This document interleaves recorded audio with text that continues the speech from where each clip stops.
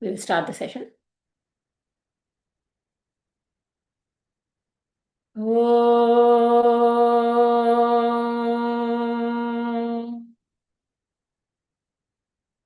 Om.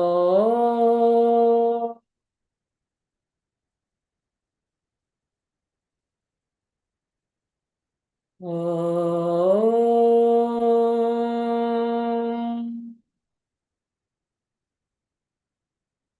Sahana bhavatu.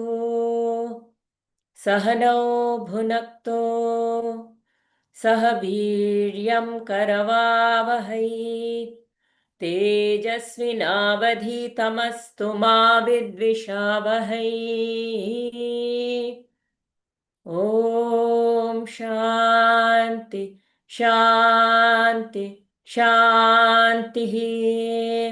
हरिः ॐ श्रीगुरुभ्यो नमः. हरिः ॐ.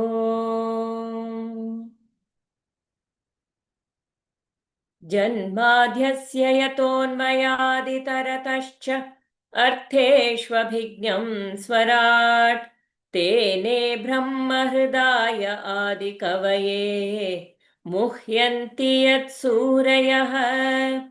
तेजो वारि यथा विनिमयो यत्र त्रिसर्गो मृषा धाम्ना स्वेन सदा निरस्तकुहकम् सत्यं परं धीमहि. सच्चिदानन्दरूपाय विश्वोत्पत्त्यादिहेतवे तापत्रयविनाशाय श्रीकृष्णाय वयं नुमः.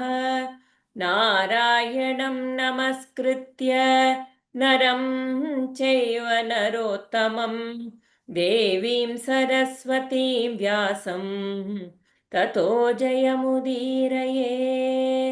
ततो जयमुदीरयेत्.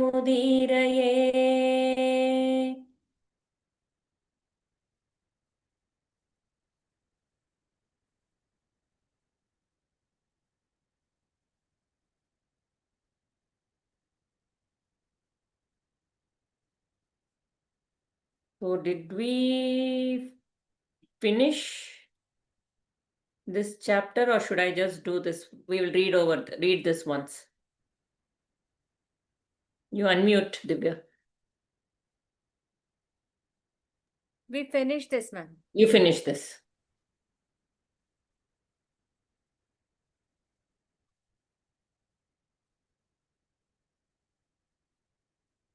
Okay, strange being, he had been a yogi in his previous birth. All of this is done. Okay, so now we'll come to Anshuman.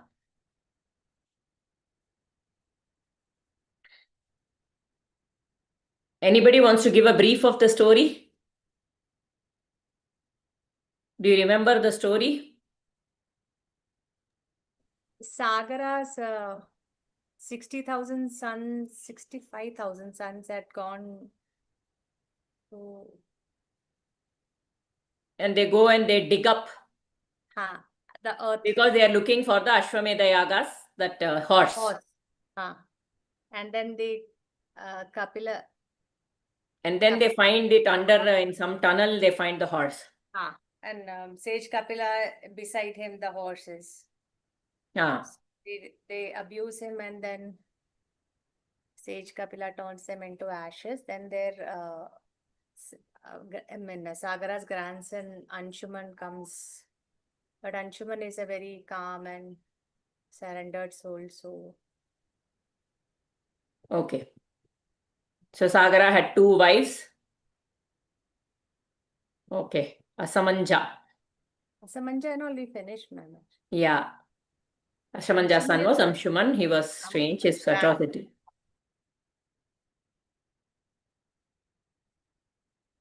Okay. So now it is Anshuman. See, even the names, in these stories, it gives out the character of the person. Asamanja means kind of ignorant, lazy, dull-headed. It is used in colloquial times also. Words. It's Asamanja. Yo.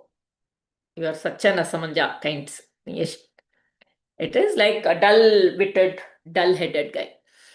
So, okay. Since the Ashwamedha Yaga had to be concluded, the king sent his grandson in search of his sons and vanished horse. A long time had passed since the valiant brothers had gone in search of the horse and they did not come back. The king was worried as to what had happened. Amshulmant left the city in search of his uncles. He followed the path which they had taken and pursued the traces which they had left. He went under the earth along the path newly dug by them. After a long trek, he came to the cave where the horse was still tied. Even as his uncles did, he also found Kapila in Samadhi there. By the side of the rishi, he found an immense heap of ashes and wondered what it was. He went near the presence of Kapila Vasudeva and saluted him. He spoke words full of praise and reverence. He said, "My lord, even Brahma, the creator, has not been able to know you completely. When such is the case, how is it possible for ordinary mortals like us, mortals who have been caught in the web woven of Maya, the web made of the three gunas, Sattva, Rajas and Tamas, and the mind and the intellect? We are blind to the light which will reveal to us the likes of you. This is because we are enveloped by the avarana, Maya. We can see the things only of the world. We can only see the object of the senses. And all the while we are unaware of the glory that is lodged inside us. The glory that is you. We know the three stages, the avastatrayas, Jagravastha, Swapnavastha and Sushupti Avastha. Waking, dream, and deep sleep stages. But we have never been able to go beyond that. Ignorant human that I am, how is it possible for me to know you and talk about you? I can only say, I salute you, who is the refuge of the universe, who is beyond the trigunas and the involvement caused by them, who is beyond cause and effect, who came into this world to teach man the truth about himself. You are the ancient, the immutable. You are the Lord of Lords. And because I have had the good fortune to see you, I know I am cured of the bondage of Maya, which is the home of desires, of karma and the senses. I salute you, my Lord. With his eyes raining tears, Anshuman fell at the feet of Kapila. So, whenever we see a great man, we don't see the outside. Everything that he has spoken about here, first, what are the two, if you had to categorize it, when you talk about somebody, when you see a great person, Anshuman has given us a very nice formula. First, it is his humility. First, he is bringing out his humility and then bringing the greatness of the other person. He says, how am I? We are all, I am shrouded by Maya. So even to tell that, first of all, whenever we meet somebody, a judgment comes up in our head, or some kind of negative thought comes up within our head. The I comes up. Whenever anything like this comes up, we just have to know that I am caught in the web of Maya. Okay, whenever there is a disturbance, I recognize the disturbance and I tell I am caught in the web of Maya. And that is governed, this web of Maya, this is governed by Sattva, Rajas and Tamas. When I am in that Maya, if I am shouting, if I am talking out of jealousy, if I am talking out of arrogance, if I am talking anything, that is a product of the Sattva, Rajas, Tamas, the Triguna. That Triguna, each one of us, when we say this whole world, that it has come from one Purusha, that is the consciousness, from Bhagavan. Only Bhagavan is the only reality. And that Bhagavan, the whole world has been created through the Sattva, Rajas, Tamas. So everything, whether you take vegetables, whether you take animals, whether you take human beings, we are all governed by the Sattva, Rajas, Tamas. Even among vegetables, we will see potato is a Rajasic, onion is very rajasic. Tamasic is when you have more of that, it can become tamasic. Anything that is like your ash guard and all those are called to said to be sattvic. Anything that helps us become more calm is sattvic. Anything that can cause more agitation is rajasic. Somebody may come and tell me, well, garlic is very good for health, but onions are also good for health. Yes, they are good for health, but they also have rajasic nature in them. So he's saying similarly, human beings, we are all a combination of sattva, rajas, tamas. And our mind and intellect works according to this triguna composition. So he's saying we are bound by this sattva rajas tamas. Why are we still bound by this sattva rajas tamas? Because our vasana kshaya hasn't happened. That is, the sublimation of all our vasanas are not yet happened, and only hence I know Bhagwan. I know there is a Bhagwan, but still I am not one with him because the vasana kshaya hasn't happened, because the thawing of all the vasanas have not happened, and still I am clouded. As long as that I separate I-ness, there is a feeling, we will always be caught with this maya, blinded by the maya that is part of because of the sattva rajas tamas composition. That is our prakriti, that is our nature. Our nature is made of the sattva rajas and tamas. So he says, and that is creating an avarana, a veiling, a maya. What is it veiling? It is veiling the truth to us. When I am veiled, when there is a veiling of who Bhagwan is, then there is a veiling of the world also.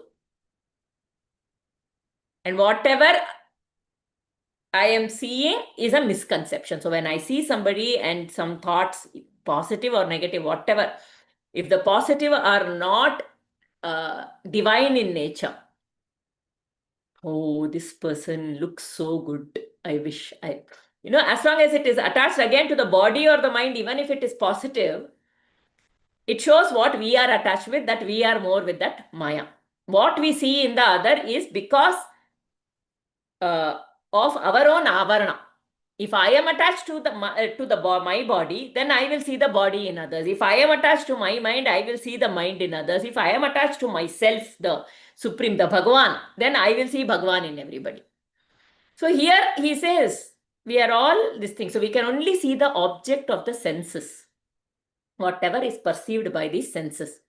And we are unaware of the glory. He's bringing out, he says, we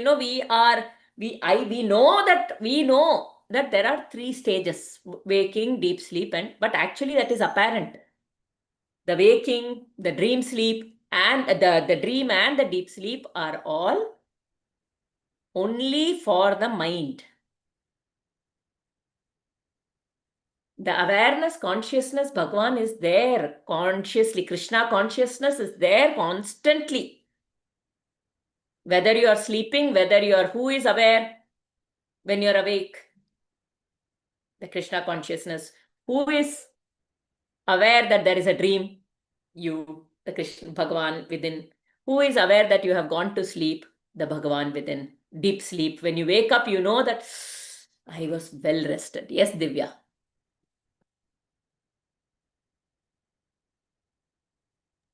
Ma'am, what is Turiya? Turiya is the fourth state, that I, who is beyond the three states. Waking, dream, and deep sleep happens. And the fourth state in Omkara is called Turiya. A, U, and the fourth state is Turiya. That fourth state is the silence. In this, if we compare that in the Mandukya Upanishad, it is given Avasthatraya, Jagravastha, Swapnavastha, and Sushupti Avastha. In that, who is aware of these three states? That is Turiya. The Satchitananda is the Turiya. The one who is conscious, the one who is aware, the existence. There is no Jagrat, Swapna or Sushupti if I don't exist. If this being, if there is no existence of this being, there is no Jagrat, Swapna or Sushupti. That being is the Turiya. If there is no consciousness, then there is no knowing of the waking deep or dream or deep sleep. That is Chit Shakti. To be able to know that I am awake right now, that I am dreaming right now, that I had a good sleep, deep sleep. That knowing is Chit. Sat is my existence. Only if I'm existent, then these three states are there. And this Sat Chit Ananda, this being is there in waking, before, in the waking state, in the dream state, and in the deep sleep state. It is not touched by anything. This being never sleeps or gets up or anything. It is only the mind which rests and comes up.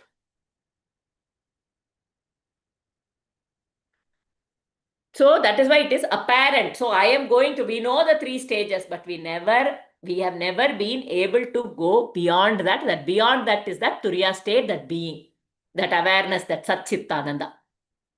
Go beyond the three stages. Nobody thinks, right?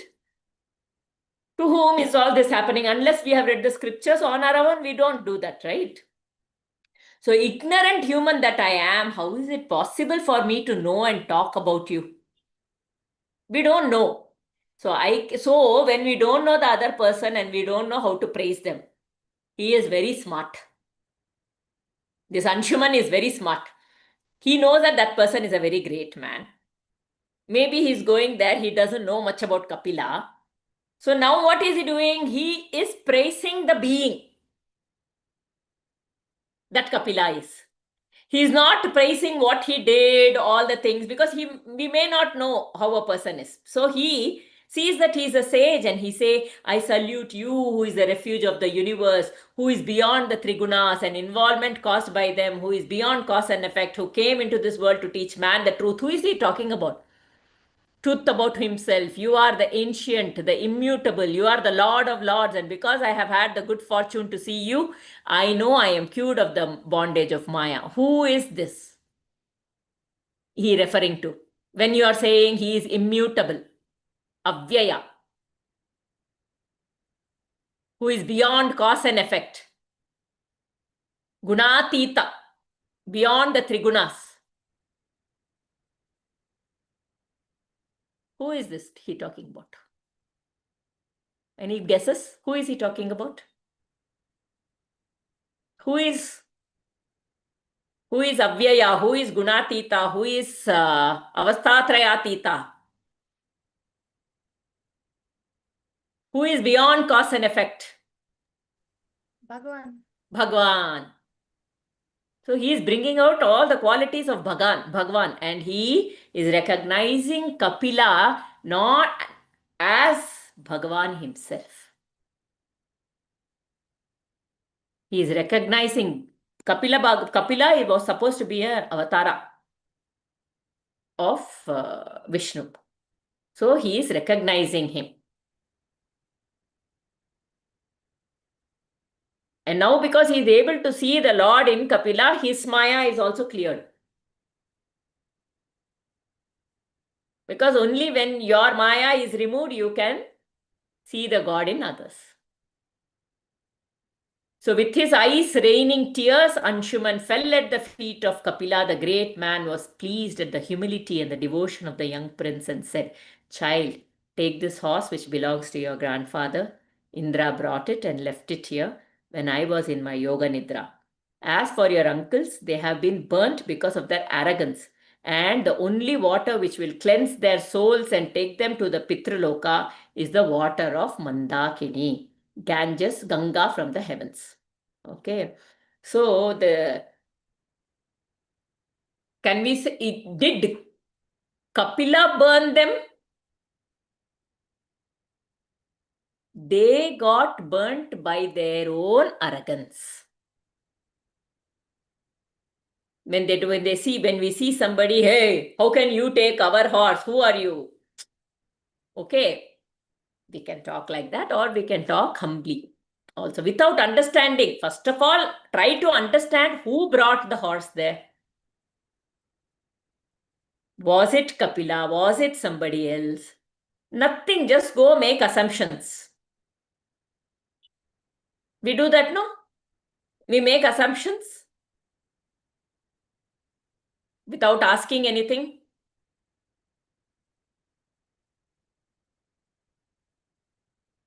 Something is lost in the house.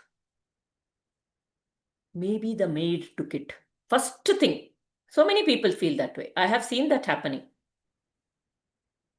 I always keep it in its place. It is not there. There is a possibility the maid has taken. And then they look, someday they will only find it somewhere else. They would have only kept it somewhere else. Assumption leads to judgment.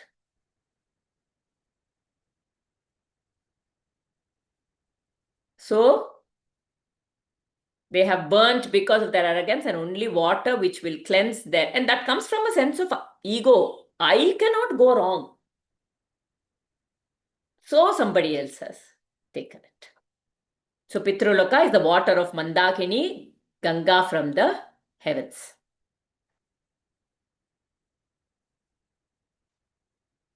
Amshuman went around him and prostrated before him. He then took the horse with him and came back to the city.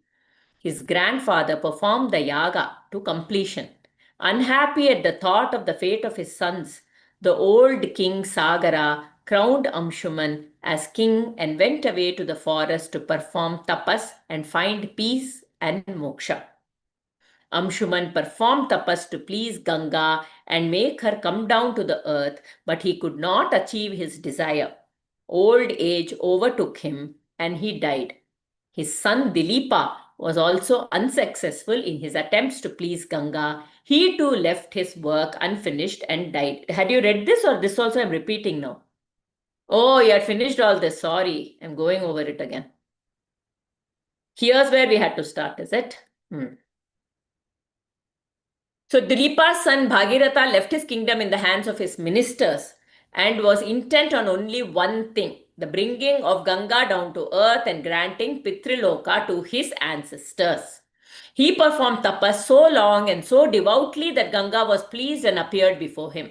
With folded palms, he prostrated at her feet and addressed her, Devi, Ganga, Mandakini. You have been born of the feet of the Lord. When Vamana begged 3 paces of ground from Bali and was granted them, he took his Vishwarupa. The foot which covered the heavens reached the heavenly lokas, and in Satyaloka Brahma, with the 7 rishis, washed his blessed feet with water from his Kamandalu, and that is you. So in Satyaloka, the 7 rishis wash Trivikrama's leg, which has gone all the way till the Satyaloka. And that is you, Ganga or Mantakini. You are called, how auspicious that is. What a beautiful this thing. So you are called by the name Vishnupadi, and you are called Mandakini. Please have mercy on me and on our house. Mandakini smiled on him and asked him what he desired. He told her about the words of Kapila and said, Blessed Mother, please grant the heavenly abode to my ancestors. For 3 generations they have been denied it. Ganga said, Bhagiratha, you have evidently no conception of the speed with which I will flow if I descend to the earth from the heavens. Who is there powerful enough to break my fall? If I am not stopped, the force of my descent will be so great that I will enter the nether region straight, and your tapas will all be wasted. And again, I do not see why I should leave my heavenly home and come down to this sinful earth. People will bathe in my waters and shed their sins in me. I will have to be the recipient of them all. How can I be purified? Who will do it for me? Bhagiratha stood humbly before her and said, As for the sinfulness you are afraid of, it is not such a problem. I have been told that the great seers who have passed beyond the bondage of karma, who have no thought other than that of the Lord, who have Narayana lodged in their minds forever, these seers, I say, when they bathe in your waters, will purify you. They are named the Tirtha Rupas, and they will cleanse you, and no sin will cling to them since they have the power to destroy sin. The other problem will have to be solved, and that can be done only with the grace of Lord Mahadeva. I will pray to him. Mother, if he agrees to take you on his head and break your foes, will you cleanse my ancestors? I will. I promise, said Ganga. So, this cleansing of the water, when we went for the Kumbh Mela, there is she flows down from the Himalayas, right? Ganges. And all the time there is this big debate about how Ganges is very actually is either very pure or very divine, and the others will say she's so filthy and everybody takes a dip. But you take a dip, you do that, nothing happens to you actually when you go to the Ganga. And some scientific experiment has also been done. Gangaji, she has a certain kind of bacteria which does the cleaning of the Ganges on its own. It is only in the Ganges that self-cleaning bacteria is there. It is a form of bacteria which I had seen some in some WhatsApp. It was a proper experiment done in IIT or IISc or somewhere. And it says it has a self-cleaning nature.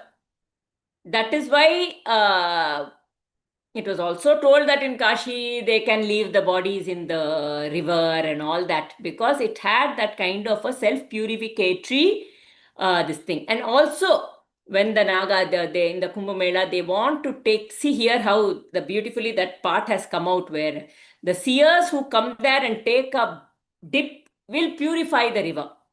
That is why during Kumbh Mela, everybody is like rushing to take a bath in the waters when the seers are coming to have a bath, because at that time there is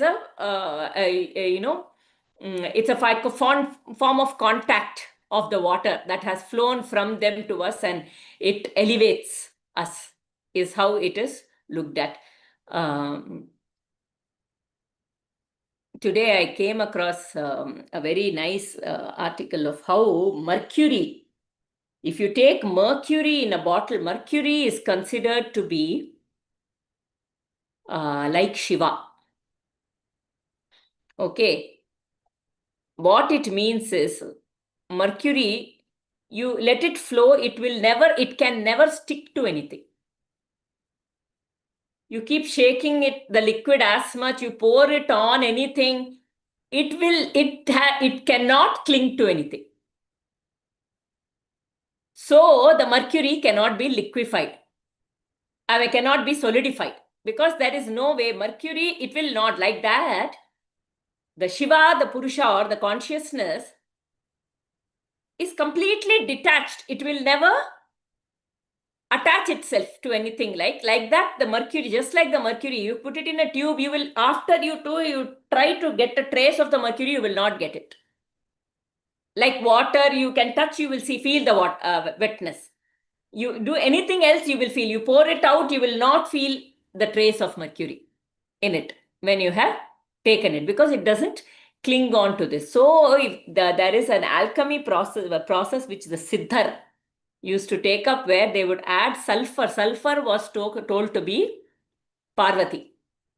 So if they put sulfur with mercury, there is a process in which that is done. Then they can make then they can solidify it. And if you go to Isha, it is some kind of this alchemy process. You will see there is a mercury linga, solid linga in the water.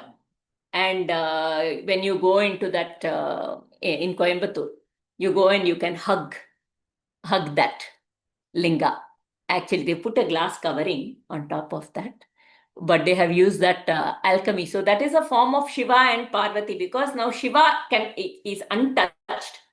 But if mercury is untouched, like that, the Parvati sulfur, when they come together, then there is a gross something that comes up.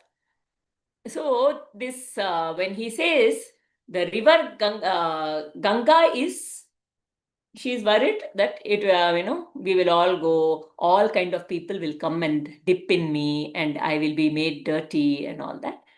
So the seers who come are the ones who come and take a dip in the river, are the ones who purify it.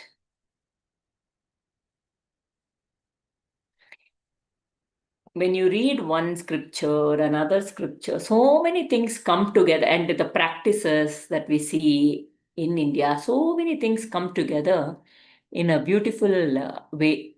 It's a very ancient civilization only. In a way, we have to come back. I was just had gone to this doctor, Ayurvedic doctor. He was reading about the possibilities of siddhars. What are they? In the south, the siddhars are in, if you go to Tiruvannamalai and all those places, even in Kerala, there'll be a lot of siddhar.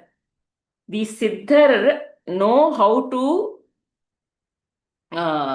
even elongate the life of this body through such alchemy, like they do for mercury, through some medication. This mercury can be taken or something like that. They have lots of things that are there. They are trying to dig out and bring out. Earlier civilization, we had so many things. They are trying to, Ayurveda, Siddha, and all, they are trying to bring up. So Bhagirath stood humbly before her and said, yeah, this is over, no? So Bhagirath began to perform tapas once again. This time, the god to be propitiated was Mahadeva. However, Mahadeva, who is famed for the quickness with which he grants the prayers of his devotees, appeared soon before Bhagirath and asked him what he wanted. The suppliant king, after his eulogy, said, "My lord, you know all about how my ancestors were turned into a heap of ashes because of their offending the great Kapila. The rishi told my grandfather that they would be purified only if Mandakini comes down to the earth and washes the ashes. I have spent years praying to her, and she was agreed to come down to this earth, but she had told me of a difficulty in her descent. The force of her descent will be so great that there will be no strength on the face of the earth to bear it. I have therefore been praying to you, my lord. When she comes down, you must take her on your head and break her fall." Mahadeva was happy to say yes. So here, one of the, why should he do this for his Pitrus? It is given a lot of importance, this whole descendants. I don't know how much it makes sense today. But even there is a story of Agastya Rishi. When Agastya Rishi was sent by Lord Shiva, he was also in the mountains, in the Himalayas, along with Lord Shiva. He was sent down south from there. It is said that one of the stories goes that Lord Shiva and Parvati's marriage, when it was happening, so many people came to see that marriage that the earth started tilting towards the Himalayas at that point in time. So Lord Shiva sends Agastya down south. So when he comes down south, he moves, he asks the Vindhyas to bend down, and he comes here. And at that time, he sees a well. In that well, he sees all his Pitrus. And the Pitrus are all hanging upside down. Then he says, "Who are you all?" They say, "We are all your Pitrus. We are waiting for you to get married and release us. Give us liberation." So it is said that in a lineage or whatever you call that, when in the descendants, even if one person attains mukti, it can liberate 7 generations below and 7 generations above. If there is one person who has undergone complete vasanakshaya, for whom the I-ness is completely broken, totally, and has become one with the Supreme. When even one person becomes like that, then 7 generations below and 7 generations above, they get moksha as well, is how it is said. So here also, finally, this Bhagiratha has come to liberate those his great grandfathers from their ill fate. Even on when you do Titi and all those, it is done for a lot of all the Pitrus also, who don't have anybody in my family, who have not been able to do the Karya because they don't have children or anything. You can do it for everybody and offer it to everybody also. It's possible. But this is, they call this epigenetics. It's much beyond our sensory perception. So it may seem like superstition to us. As we get deeper and deeper, it may hold value for us because we understand that at least genes are there within us from them. So when we take a seed, when we do farming, if there is a hybrid seed, if I grow that hybrid seed and I take that plant seed and again sow it and take the plant seed, again sow it and again sow it, after the seventh time I have done it, I will get back the nati seed. Even in a seed, that happens. If I keep sowing the seed again and again and take its seed back, it will have a little bit of a trace of the hybrid. It will keep happening, and in the seventh one, I will get after 7 such iterations, I will get the original nati seed from that. Is how it is believed. Ma'am, is that why in our Sanatana Dharma you say Sat Janam and all that? Sat Janam is very important for us. But we don't want all this Sat Janam ke liye, I want the same husband, I want the same wife. That is way too much attachment, okay? Sat Janam, it is there. As long as I'm attached with this body, this Sat Janam thing will be there. But if I move out of it and it becomes, Gunatita, Avastatrayatita, become work towards it, but it will take some time. As you do the complete Vasanakshaya and you completely settle everything, then if the aim is Sat Janam, you are so attached to the body in a way, because that person, so because I have to keep taking birth in this body, then I need to have that person in my life so much. No, ma'am. I was reading about that Anita Moorjane is this.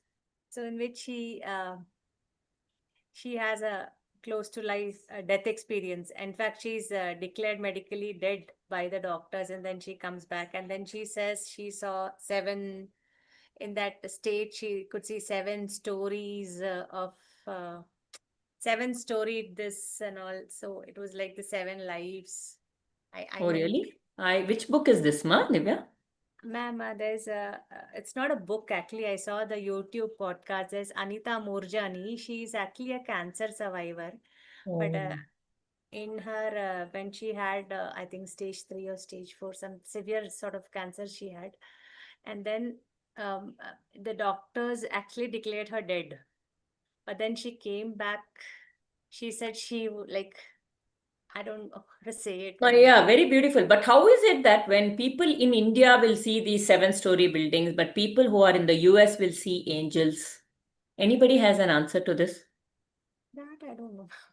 Right? If people who have near-death experiences in the US also have told. They have told about angels and fairies and Yeah, all of because those there is things. a movie which I saw in which a child falls into this stump of a tree, and then how she it's actually based on a real life this, but there is only that I don't know. That means it's all So subconscious why only. is it all different then? Why? I mean, if it is one, it should be all one for all humans, right? Why is But it that it is different for the US people with fairies, I mean, Western people with fairies and all, and for us, we see all these 7-storied building? Why?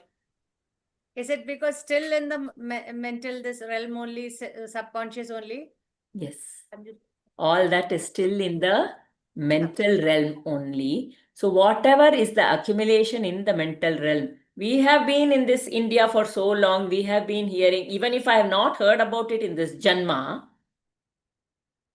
I may have heard about this seven planes of consciousness, mind world, seven world. It's called lokas and talas and all those kind of things. I am exposed to that, so I will see things like people will see somebody like, because they have imagined Yamadharmaraja, they will imagine that Yamadharmaraja is coming with one mustache to take them away. So that all of those things are also happening in the mind realm only. So according to our accumulations, we are seeing things. So, and in the Western world, they are used to hearing stories of fairies and this. Why is it only in the Western world they seem to see so many UFOs and all that?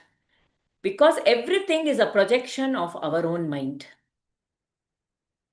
What we believe in, we see that. Yatha drishti tata srishti. Yatha drishti tata srishti.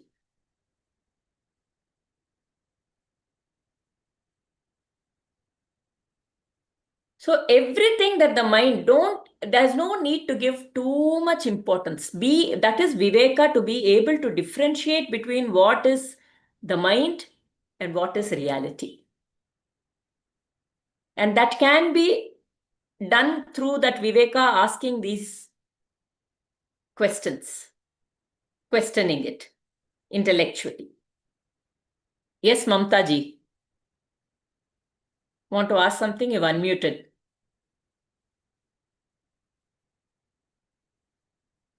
No. Okay. So Mandakini rushed down with great force from the heavens. The entire heavenly host stood watching the onrush. Mahadeva was standing with his head slightly raised, with his trident held at his back with his two hands. His chest was thrust forward, the snakes on his arms were swaying to and fro, the dark blue spot on his neck glowed against the gold of his skin. There was a slight smile on his lips, and the world stood in awe as the river came down. Bhagirath was there with his eyes wide open, with his hands folded together. Just picture that moment. Mandakini is flowing down, Lord Shiva is taking it on his jata, and she's falling off, and Bhagiratha is standing there with folded hands. His heart was beating fast, since finally his ancestors would reach the home of the Pitris. They have not even reached the Pitruloka yet. Ganga has become slightly proud of her powers. She came down as fast as she could. Mahadeva took her on his matted locks, and a strange sight was to be seen. The river, which rushed down with so much tumult, was not to be seen. It was lost entirely in the matted locks of the Lord. Ganga tried her best to get out of the tangled mass, which was the jata of the Lord Mahadeva, and she could not. Poor Bhagiratha said, "My lord, what has happened? Is all my penance going to waste? Please have mercy on me and release the mother." With the same smile at the corner of his lips, Mahadeva allowed her to trickle from a strand of his hair.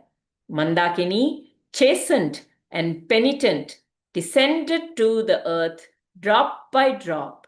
A lake was formed, which was called Bindu Saras, and also Saptas Shrotas. Ganga divided herself into 7 streams. 3 of them flowed eastwards and 3 westwards. The 7th stream followed the chariot of Bhagiratha as he proceeded towards the cave of Kapila. So the Sapta Sindhu is that area where from the mountains come, maybe that is what this is, the 7 streams. Wherever she touched the earth, Ganga purified it. The entire world stood in amazement, watching the scene, the chariot of the king Bhagiratha speeding, and the thin silvery trickle of Ganga following him like a daughter her father. Soon Kapila's cave was reached, and she wetted the heap of ashes, which was all that was left of the 60,000 valiant sons of Sagara. They reached the Loka meant for the Pitris. When I had gone to Kedarnath and Badrinath. Near there only, Gangotri is where it is supposed to, Mata Ganga is supposed to, be starting from there, trickling. She starts as a trickle in Gangotri. But initially, she is Ganga. She becomes Ganga only after she comes to, after she passes Badrinath. Because there she is called Alakananda. She is very fierce there, very, very fierce at Badrinath. You will see the Nara and Narayana hills. In Badrinath, there are two hills, the Nara Narayana hills. On the Narayana hill is the Badrinath shrine. And on the Nara hill, all the people, houses, the restaurants, the hotels, and everything is put on the Nara hill. And in between the Nara and the Narayana, you will see the Alakananda flowing.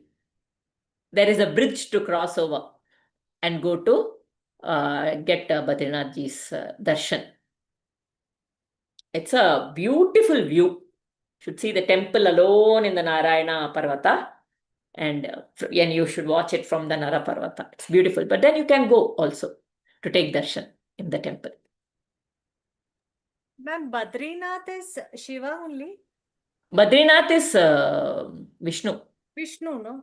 Vishnu. Kedarnath is Shiva, no? Kedarnath is Shiva. There is a story in Badrinath also. Initially, there was Shiva, and then there is a very cute story of how Lord Shiva and Parvati were there, and then Lord Vishnu. There is a Gauri Kund outside the Badrinath temple. In that Gauri Kund, near that Gauri Kund, there was a baby crying. And Mata Parvati comes out and she says, "Oh, such a beautiful baby. Let me take this baby." And she takes it into the temple. Then Lord Shiva says, "Don't do this. You don't know who this baby is. It may prove to be dangerous for you." So then it is said that when Parvati Mata goes to have a bath and Lord Shiva has also gone somewhere, that baby comes and locks the door from inside. So Lord Shiva had to leave there and go to Kedar and sit there. It's Lord Vishnu displaced him. We have to see what is the inner meaning behind these things. Somebody has to reveal it for us. But this is the story of Badrinath. So it is Vishnu there. Mandakini, as she was called in the heavens, was Ganga on the earth. Since Bhagirath brought her to the world, she was considered to be the daughter of Bhagirath, and she was given the name Bhagirathi.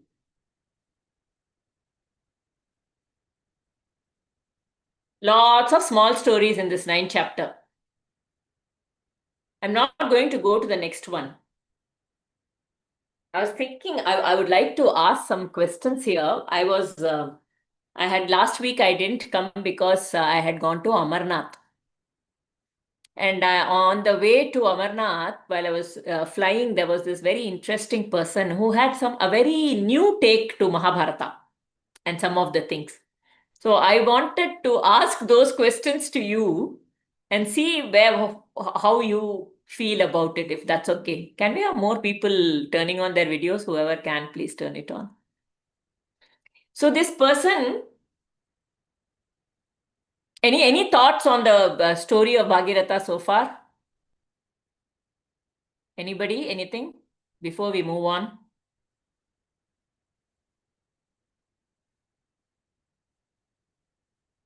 Okay. You want to ask something, Divya? No. It's not a good thing what I came to my mind. It was like Shiva as a Purusha is needed to control that feminine energy. I mean, it's Yeah. maybe because North India is notoriously patriarchal, so I mean, this just came into my mind. Yeah. So Shiva and this, in that way, feminine energy is the Prakriti and the Purusha, the nature and the consciousness. So it's a very good point you have brought out, Divya. It's a beautiful point. In awareness, the nature is controlled. When you are aware of something, when you become aware, when you're conscious as a Sakshi Bhava, the nature gets controlled. Without the awareness, the nature is wild. Completely out of control, isn't it? Doing whatever it chooses to be. But in awareness, there is a possibility to, it recedes, it sublimes, it becomes gentler in consciousness. That's a very good point. Very good take. Very nice. Yes, that's what it is. It gets softened. The nature gets softened in awareness. Anybody else? Beautiful point.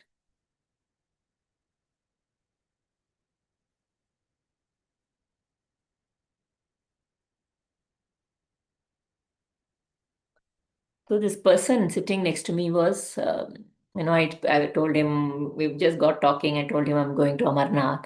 I had also been to Kumbh Mela, and he said, all this Kumbh Mela, this Amarnath, and all of this, I don't understand all this. It has made such a big hue and cry of all this. Even you see the Mahabharata, they show the Pandavas to be dharmic and the Kauravas to be adharmic. Where the Pandavas also, they took up all adharma only. They conducted adharma throughout the war. They didn't even have the right to the throne. They were not even Pandu's children. They were children of some god, some Vayu god, some Dharma, then something. They were not, they didn't even have a right to the throne. Still they didn't even think that the war will kill so many people. It was like a world war. Everybody came and they didn't even think. They wanted that land and they went for it. They wanted their kingdom. When they don't even have a right over it. And that Draupadi, the whole war happened because of Draupadi. How can she laugh? And because she laughed, that disrobe happened. It was not right that he should not disrobe, but it all happened because she laughed. Because of that, the war came. Just imagine, Pandavas were very, very, this is what he is telling. I'm not telling. Exactly his word. Pandavas see that Bhima, what he does, he tears open, he takes the blood at the end of Duryodhana, and that Draupadi also shamelessly goes there and takes all that blood on her hair. What dharma? What are we telling these Pandavas are dharmic and the Kauravas are adharmic and all those? But Duryodhana was said to be such a good king. He was a very good king and he was a very good friend. This is what he said. It is given somewhere. Okay. So now who can counter this or agree with this? Which part of it you agree, which part of it you don't agree? I am telling this. I want you all to answer. I can give answers. But I want everybody, there are such cases. Okay. I want everybody to be able to answer these kind of questions. That's why I'm asking you all. Yes. I mean, only good thing about Duryodhana was how he supported Karna. And Karna was also very faithful to him to the very end. Why did he support Karna? I mean, he had his intentions behind. Isn't it? Sort of interest. Yes. He saw that he was a good match to Arjuna. Ha. Of course, after that, it developed into friendship. But initially, yeah, okay. Anything else? So, where the Pandavas, is it true that the Pandavas were adharmic?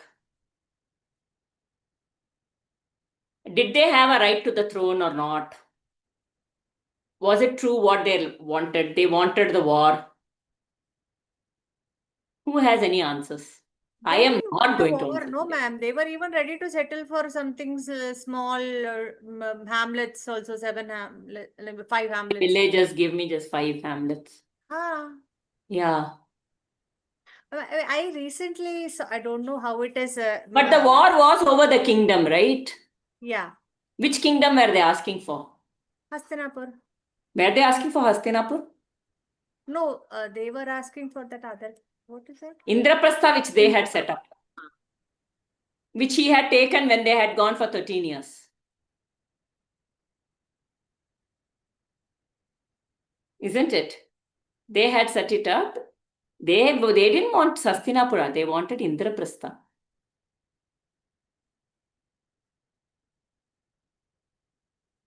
Did the war happen because of Draupadi? Shakuni only, no, ma'am. Shakuni and Duryodhana's lust. So as long as Mahabharata is considered, whether it is Ramayana, the way to look at dharma and adharma is if a person is filled with kama, krodha, lobha, moha, mada, matsarya, that is the side of adharma. When that is not there and people are tolerating, endurance, titiksha is there. That is hailed as dharma. Without complaining, just enduring. Whether you take Ramayana, whether you take Mahabharata, the Pandavas went through so much and there was endurance behind them. Every act. Lakshagrah, they were, when Bhima was poisoned, Lakshagrah, they were burnt. I mean, it was burnt and they escaped. So time and again, they showed endurance. She showed endurance even till the end. He kept asking for war, but Yudhishthira says, no, we don't want the war because let us avoid it. And he sends Krishna as the last, this thing. So much endurance. But they say at least 5 villages, don't even give us Indraprastha. Take that also. But he was filled with lobha, greed. He wanted the war. Duryodhana. So, similarly in Ramayana, Rama showed us titiksha. Whatever happened, unflinchingly he went off to the forest. He did whatever was needed. That titiksha has been shown. Whenever there is titiksha, the Pandavas had so much endurance that at the end of it, Krishna came to their side. So, those who learn to embrace patience and acceptance, God will embrace them through a sense of surrender. Through a sense of surrender, this is what it is, through a sense of acceptance. When we go through life, then His grace is there with us. That is why even though Pandavas, Akshavinis were smaller, because Krishna was there, He guided them, because He is the ultimate. To recognize that. Here also, that the sons of Sagara were not able to recognize the greatness of Kapila. Whereas after so many people, Bhagirath could recognize the greatness through his humility, the greatness of Kapila through humility. Then such great feats happen. He was able to bring Ganga down so his grace is there and then that titiksha also, right? So many janma, you have to wait. It will happen when it is supposed to happen. We learn that whatever is supposed to happen will happen in time. We just learn to embrace, to endure, and accept. And grace is there with us then. But if we fall for, our only thing is we have to watch out for kama, krodha, lobha, moha, mada, matsarya. In whatever we do. We also teach this to our children. You aim for the highest, you aim for the highest marks, you aim for whatever. But in all that, what is important is this kama, krodha, lobha, moha, mada, matsarya. You don't fall for. That's all. We also watch out and lead our lives to endure through surrender. Close the session. Any thoughts? Anything? Anybody? Today it was just me.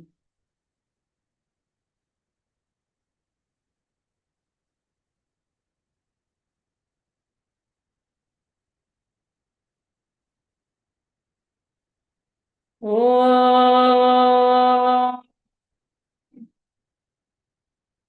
सर्वे भवन्तु सुखिनः, सर्वे सन्तु निरामयाः, सर्वे भद्राणि पश्यन्तु, मा कश्चित् दुःखभाग् भवेत्। ॐ शान्ति शान्ति शान्तिः। हरिः ॐ श्रीगुरुभ्यो नमः। हरिः ॐ।